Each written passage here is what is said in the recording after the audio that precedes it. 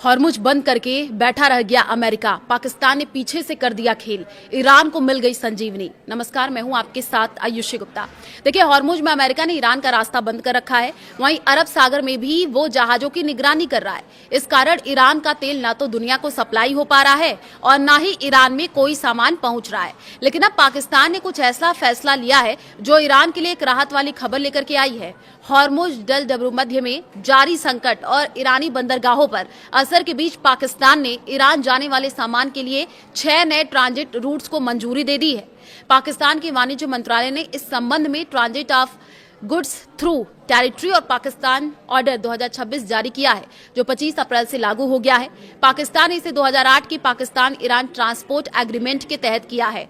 Don ने अपने report में बताया कि इस आदेश के तहत अब तीसरे देशों से आने वाला माल पाकिस्तान के रास्ते ईरान भेजा जा सकेगा, लेकिन इसके लिए व्यापारियों को बैंक गारंटी देनी होगी। पाकिस्तान ने क्यों मंजूरी दी है, अब ये भी सवाल है। रिपोर्ट के मुताबिक कराची पोर्ट पर पिछले कुछ दिनों से 3000 से ज्यादा कंटेनर फंसे हुए हैं जो ईरान जाने के लिए तैयार थे। ये स्थिति इसलिए बनी है क्योंकि अमेरिका ईरान तनाव के चलते हॉर्मुज जल डमरूमद और ईरानी बंदरगाहों पर आवाजाही प्रभावित हो रही है। इसी संकट को देखते हुए पाकिस्तान ने मंजूरी दी है। इसके अलावा ग्वादर से होते हुए बलूचिस्तान के कई इलाकों के जरिए ताफ्तान बॉर्डर तक जाने वाले रास्तों को भी ट्रांजिट कॉरिडोर के रूप में अधिसूचित किया गया है। पाकिस्तान ने क्या किया? सरकार ने 6 नए जमीन के रास्ते लैंड रूट्स खोल दिए हैं।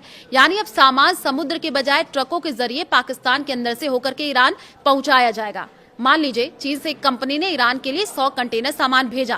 पहले ये कंटेनर सीधे समुद्र के रास्ते ईरान जाते, लेकिन क्योंकि अभी समुद्री रास्ता प्रभावित है तो कंटेनर कराची पोर्ट पर अटक गए। अब पाकिस्तान उन कंटेनरों को ट्रक में लोड करके कराची से बलूचिस्तान के रास्ते ताफ्तान बॉर्डर के जरिए ईरान भेजेगा। इसके साथ ही क्रॉस स्टफिंग की अनुमति भी दी गई है। यानी जरूरत पड़ने पर माल को एक कंटेनर से दूसरे कंटेनर या अन्य माध्यम से ट्रांसफर किया जा सकेगा। सरकार ने साफ किया है कि इन रूट्स के जरिए माल की आवाजाही कस्टम एक्ट 1969 और फेडरल बोर्ड ऑफ रेवेन्यू के नियमों के तहत ही होगी। यानी हर ट्रांजिट पर कड़ी निगरानी रखी जाएगी। यानी ऐसा ना हो कोई हथियार इस रास्ते से ईरान पहुंचा दिया जाए। इस आदेश में कस्टम सिक्योरिटी को भी परिभाषित किया गया है, जिसके तहत व्यापारियों को पाकिस्तान में लागू आयात शुल्क के बराबर एक एनकैशेबल बैंक जो है वो गारंटी देनी होगी। उदाहरण के लिए, एक व्यापारी ने ईरान के लिए कंटेनर भेजा। मान लीजिए उस कंटेनर पर पाकिस्तान में 10 लाख रुपए का टैक्स बनता है, तो व्यापारी को उतनी ही रकम की बैंक गारंटी देनी होगी। अगर माल नियमों के अनुसार सीधे ईरान पहुंच गया तो गारंटी वापस हो जाएगी, लेकिन अगर माल पाकिस्तान में गायब हुआ, बेचा गया या नियम तोड़े गए तो सरकार ये रकम जब्त कर सकती है। अमेरिका इस कदम से पूरी तरह खुश नहीं होगा क्योंकि ये ईरान को मदद पहुंचाएंगे, लेकिन सीज फायर के कारण वो अभी ऐसा कोई कदम नहीं उठाएगा जो ईरान को नाराज करे, क्योंकि उसे बातचीत अभी तो आगे बढ़ानी है। हालांकि पाकिस्तान सिर्फ ट्रांजिट रूट दे रहा है, जो अंतर्राष्ट्रीय नियमों के तहत सामान्य बात है।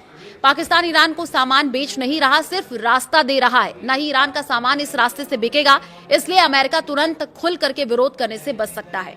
अमेरिका ने हॉर्मुज को बंद करके रखा है ताकि ईरान का तेल न बिक सके। पाकिस्तान इस रास्ते से ईरान का तेल नहीं बेचेगा, जो अमेरिका के लिए अच्छी खबर है।